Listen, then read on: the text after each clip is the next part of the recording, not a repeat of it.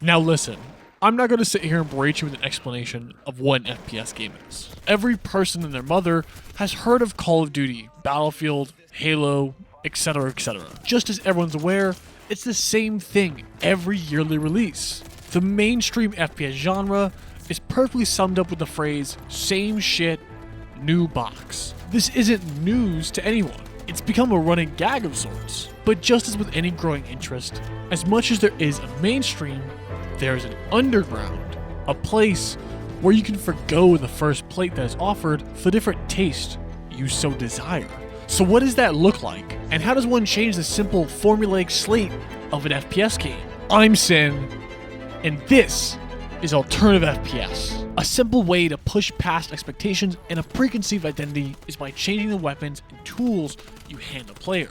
Boomerang X does a great job at this, by removing the contemporary plasma rifles, pistols, and shotguns you're so used to, and by simply handing you a boomerang in its place. As comical as it sounds, the game does a great job at introducing this new tool and building a short, strong experience around its identity and use case. Introducing the weapon in its simplest form, then adding onto it constantly, teaching you first to recall it, then allowing you to alternatively launch yourself after the boomerang, and subsequently giving you a vertical movement alternative, which is then reinforced by the growing scale of the arenas and the different levels that come in the vertical design.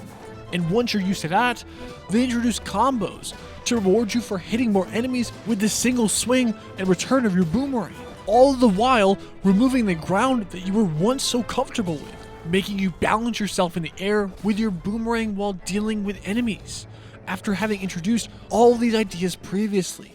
As the levels grow, so do the enemies in scale and size, as well as their unique abilities, each forming a unique problem the player has to overcome, all while balancing the one weapon at their disposal, only in doing so by mastering the tool given, with the boomerang offering a unique singular identity and alternative to the expected. And while Boomerang X offers an alternative to the contemporary, GHOSTRUNNER completely changes the tools given, removing the identity of any ranged weapons, instead giving you a sword. But GHOSTRUNNER doesn't find its identity or inspiration in those of the hack and slash genre as one would expect, but instead it finds itself in the first person movement so commonly found in games like Titanfall 2 and games like Mirror's Edge.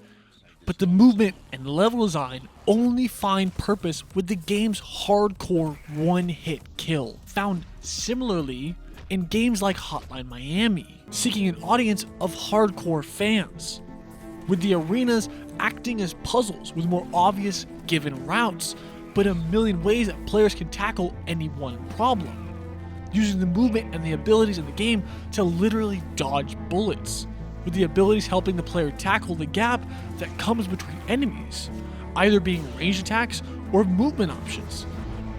Similar to Boomerang X, they have a variety of enemies, each unique in their identity and problem they dispense upon the player, each adding a new perspective and challenge built specifically around the tools you have, shifting the core identity and removing the shooter elements from an FPS. But that doesn't work for everything. Just removing the core guns or shooting out of an FPS, though, changes the identity and brings in unique mechanics, all to solve the new problems introduced. If repeated, it can feel gimmicky and isn't a perspective some players want. So rather than change the tools given, what if we added a new dynamic and system to the weapons that already exist, keeping the shooter aspect but forcing players to think differently about the structure and problems they encounter? SUPERHOT is one of the oldest games on this list.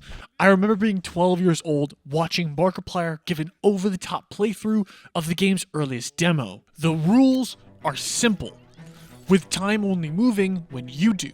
It takes a backwards approach to a movement shooter. Instead of speeding things up, your ambition is to slow everything down, dodging bullets as they slide past you in slow motion, making everyone who picks up the controller feel like Neo in the Matrix, also while unraveling a mind-bending plot while so deep in its monochrome aesthetics, only to wrap up each level and watch it all back in real time in a brain-melting playthrough. The constant changing of levels and their unique set pieces mixed with the story beats makes the game a short yet strong experience. Having an entire game in bullet time, though gimmicky, forces the player to take a different approach to the normal FPS.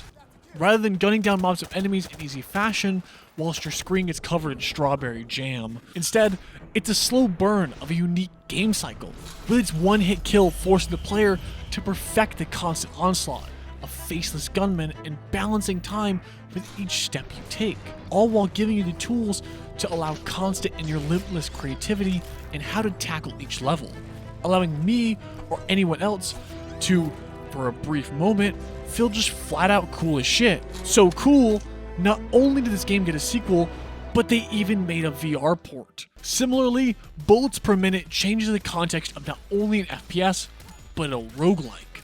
Simply asking, what if music? Mixing the worlds of games like RoboQuest and Risk of Rain with the hot dance moves of a game like Dance Dance Revolution. Shooting, reloading, and slaughtering dungeons full of hellish demons all to the beat of a tight soundtrack. BPM can feel extremely frustrating and hard to understand at first, and it doesn't help the difficulty scaling skips any idea of a normal mode, either playing practice, easy, hard, or hellish. I recommend genuinely, even if you feel proficient in both DDR and FPS, you should still do a couple runs in an easier difficulty before opting into the harder stuff. The game is so unique and looks simple enough, but that can be extremely deceiving in its simplicity. I'm not embarrassed to admit, it took me quite a few deaths, even on an easier difficulty, just to beat the first boss. With his flashes of light changing sides to the rhythm of the soundtrack and being a one-hit kill if you don't time your movement to the beat, with subsequent bosses feeling easy by comparison. He's truly a skill check to see if you understand the rules of the game. This game is intensely fun, and as I mentioned before, is so beyond unique in its design and identity. It manages to overlap two genres that have no merit in being driven together, yet somehow it manages to be just as fun as DDR in a dark arcade on a Saturday night with your friends as booting up a match of Gun Game with the boys, all while giving you the challenge of a proper roguelike. But maybe this is too far for you. Maybe you just want to go fast. WARSTRIDER Challenges is the epitome of speed. The whole objective of every level is as simple as it gets. Go as fast as you can, with a scoring and grading system rewarding you for dashing through levels as fast as possible, finding optimizations and mastering the tools and weapons you're so familiar with. To put it simply, it's if you took Doom and just asked me to go as fast as possible, using bullet time to slow yourself down to help get precise aim and movement, with a dash of platforming mixed into it all to throw you off your game, with each level getting crazier and more complicated as you move along. But if you don't want to feel like an aim god, you can flip it on its head and instead play Hell of an Office. The same as WARSTRIDER Challenges in its grading and objective, but instead of its emphasis on sharpshooting, it's a fast-paced platformer in an office-themed hellscape, removing enemies for a variety of different platforming mechanics, and removing typical guns of Doom for an explosive stapler, allowing the player to propel themselves in fashion similar to that of a rocket jump. And if that still isn't good enough, Neon White manages to take the two identities of the former and combine them in an amazing balancing act of gameplay, with the same objective, but following a visual novel style plot. That is, you want to bend your knees a bit. Arms extended, but not locked. Is this good? cringy and awkward, but gives motivation and a unique emphasis on its characters and world that both Hell of an Office and WARSTRIDER could never do, as well as a new system in place to help the diverging mix of gameplay in the two forming identities found in the game's cards, with each card serving as a pickup that offers both a weapon and ammo, but also a movement ability. If you run out of ammo, it discards, and if you activate its movement ability, it also discards, cutting down on time to achieve the best results.